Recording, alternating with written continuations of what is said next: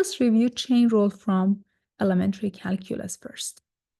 The chain rule from elementary calculus was if f of u is differentiable at point u, which is basically a function, and that function is differentiable at x, then the composition function f of g of x or f of gx is also differentiable at x, and you can easily take the derivative. The derivative of composition is f prime gx times g prime of x. This is what we learned in elementary calculus.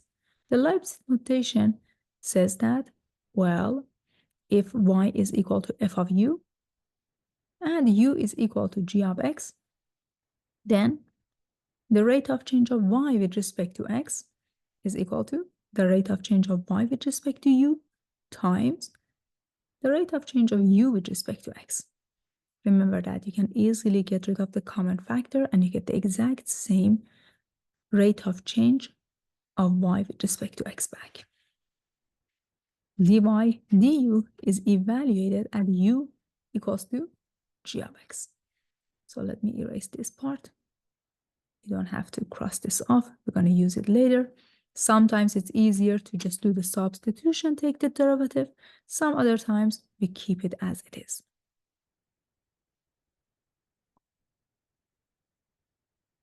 Perfect. So consider the following case. We want to take the partial derivative, just the derivative of 5x cubed minus x to the 4th, all to the 7th power. This is equal to the rate of change of the inside function, which is 5x cubed minus x to the 4th with respect to x, times 7, 5x cubed minus x to the 4th to power 6. This is basically 5 times 3x squared minus 4x cubed. This is just the derivative with respect to x. And then it is 7 times 5x cubed minus 4x to the 4th to power 6. This is basically following the chain rule in elementary calculus. You can simplify this further and you can leave your final answer as it is. Now suppose we make it more interesting. Suppose we ask to find the differentiation of sine of x squared plus x with respect to x. As you can see, the quantity inside parentheses is x squared plus x. The derivative with respect to x of sine of x squared plus x following the chain rule is taking the derivative of x squared plus x, which is 2x plus 1, times cosine of x squared plus x. And as you can see, we leave the inside function alone. So remember that if you have sine of x and you take the derivative, it is just cosine of x. And in general, if you have sine of u and u is a function, the derivative is u prime cosine of u. So this is basically what we are doing in chain rule. Now, what if you have a function in two variables? How do we follow the definition of chain rule? Suppose w is f of x and y. It has continuous partial derivatives, f of x and f of y. And suppose x depends on t, y also depends on t. And both of them are differentiable functions of parameter t. Then the composition w equals to f of xt, yt is differentiable function of t, and the differential of f with respect to t is equal to the partial derivative of f with respect to x times the derivative of x or dx dt plus partial derivative of f with respect to y which is denoted by partial derivative of f with respect to y times y prime of t, or dy dt.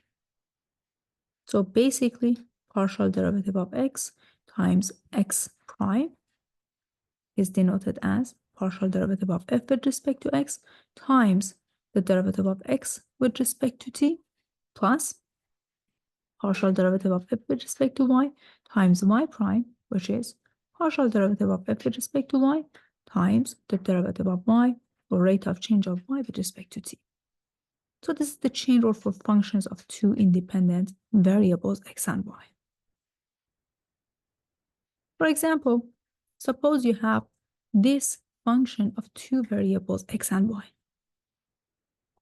With respect to t along the path x equals to cosine t and y equals to sine t, we want to use the chain rule to find the derivative. Then the question says, what is the derivative value when t is equal to pi over 2? Let us begin.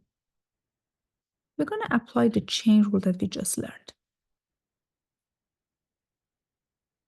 The derivative of w, or this function with respect to t, is the partial derivative of w with respect to x times dx dt plus the partial derivative of w with respect to y times rate of change of y with respect to t, which is basically just substitute the function here. And then since x is cosine t, you're going to substitute that for x here.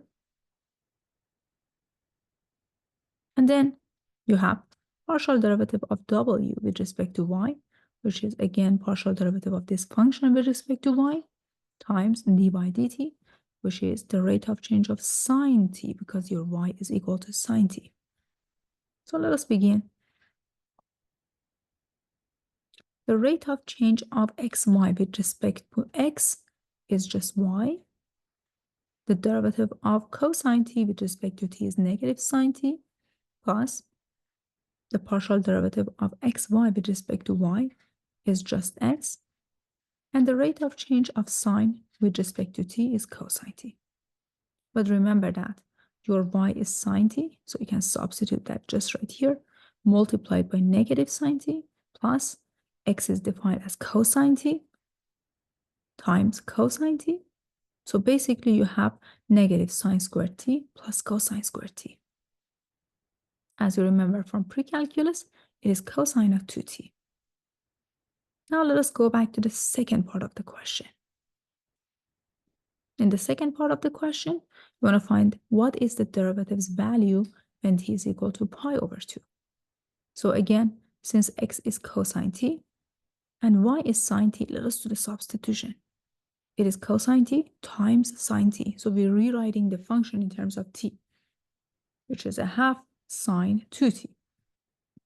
Now, if we want to take the derivative with respect to t, it is just the derivative of a half sine 2t, which is going to be a half times 2 cosine 2t, or cosine 2t. So we have the rate of change of w with respect to t, which is this function. But we know that t is equal to pi over 2. Let us do the substitution. When you substitute for pi over 2 for t, you get cosine of 2 times pi over 2, or cosine of pi, or which is negative 1. So you have a negative rate of change.